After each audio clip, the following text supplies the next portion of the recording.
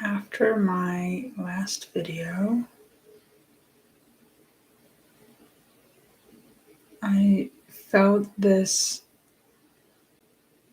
kind of embarrassment wash over me.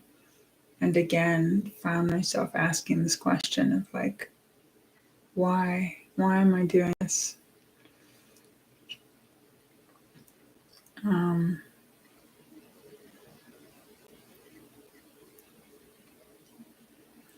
Because there's, of course, a part of me that wants to sound smart or sound profound somehow or seem some way. And there's the embarrassment of that.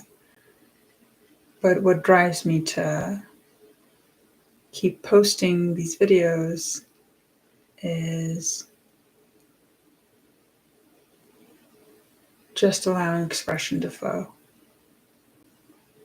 So after the last one, I was like, just stop. Or like, assess what I'm doing. And I've had a few thoughts and watched a few more videos and had thoughts come up and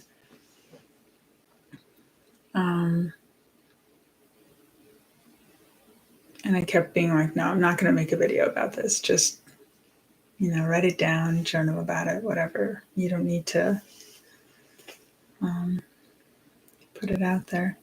And then, so one of the things that I saw was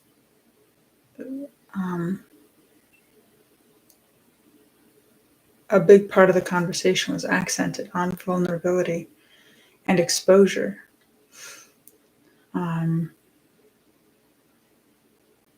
And I saw that,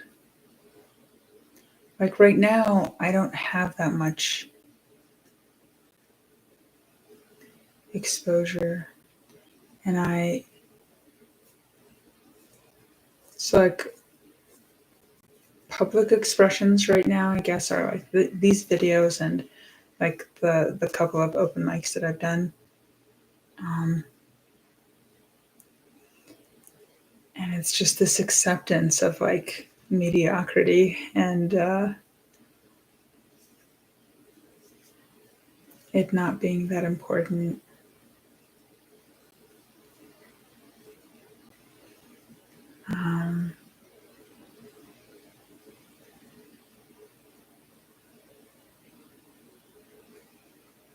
Because I found myself thinking about it like way too much, I was like, let's just put this down, apparently just remembering the guidance to just allow expression to flow, because stifling it just creates more noise in my head. So it's okay to let it go, let it flow, and allow for, if feelings of embarrassment wash over me afterward, or just allow for the whatever comes afterwards to just be there, because it's not that scary. And that's part of the point, is allowing for things to get to move however they move, and to see that none of it matters enough to avoid.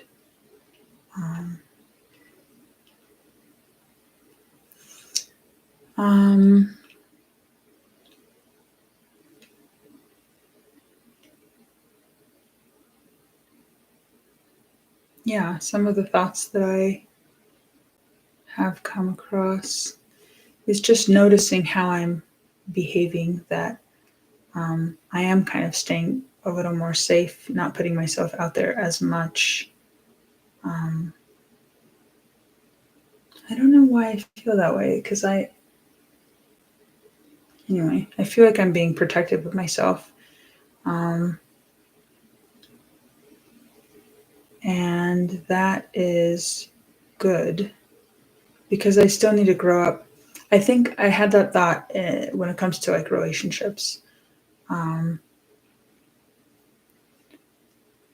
just, I couldn't even imagine anything healthy happening right now when it comes to relationships because I'm a kid. Like, I'm a child that needs to grow up when it comes to all that.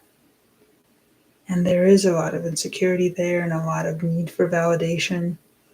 Um, and a lot of uh, just bad habits where I don't know how cleared they are, but I think I could definitely afford to have a good amount of time to grow into myself more. So it was interesting to notice that. One experience I wanted to share about was so I keep kind of going back to the practice of like um, observing the body, seeing, breath move within the body. And oftentimes at night when I'm falling asleep or something, or in the middle of the night when I'm trying to get back to bed, or anyway. Um, and one thing I found myself saying or thinking, I guess, was just feeling into my body, and thoughts would come up, and I would say, like, shh, like, God is speaking. Quiet. God is speaking. And I thought, well, it's not here. It feels more like God is feeling, or God is living through, in this body and inhabiting this body. I had a conversation with a friend a couple of days ago, and she was telling me just so much is going on in her life. And I found myself saying to her, I was like, if God lives through us and he gets to experience what we're experiencing, look at this rich, beautiful story that he gets to live through you. All the great stories that we want to read, Lord of the Rings and adventure stories and struggles. Those characters, she was like, I would never choose this. And I was like, it would be a crime to choose this, to want this for anyone or yourself. But what a rich story. And so when I was laying in bed trying to go back to sleep, or, just using the moment as I was falling asleep to just feel in my body, just that thought of being the space in which God experiences through me, um, or in which just where God lives. Because where I say through me, it's like a house saying, people live in me, but there's um, no need for identity there. And I thought of the feeling of being a mother is like you put aside who you are and create a space for the child to experience. And that becomes the focus. And I felt like it gave a new meaning to the term being the mother of God, or a mother of God. Because if you are becoming the vessel in which God lives, it's that kind of experience. And it made me think of um, both in Christianity and in Judaism, there's this concept of, and it's pointed toward the men because um, I think it might be why it's like understood that women already have this naturally, so they don't need to focus on this, in the Jewish tradition anyway. But where it's the ideas for that your life is becoming the bride to the groom of God. And I think in Christianity, the groom is Christ.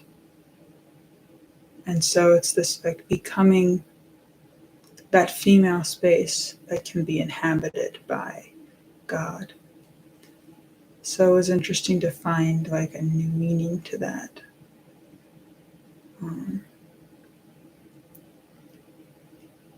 And a new way in which that could be, that might have been a metaphor, that we are all a mother of God,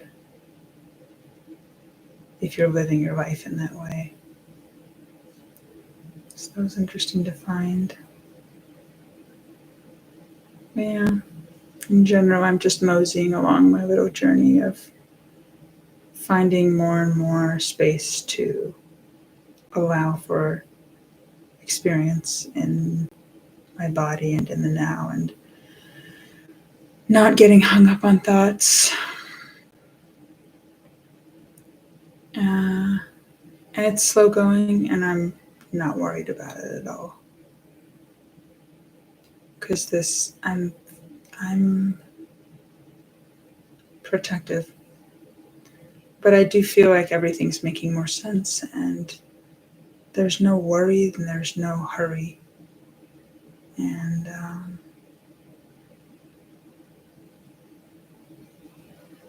just opening myself up more to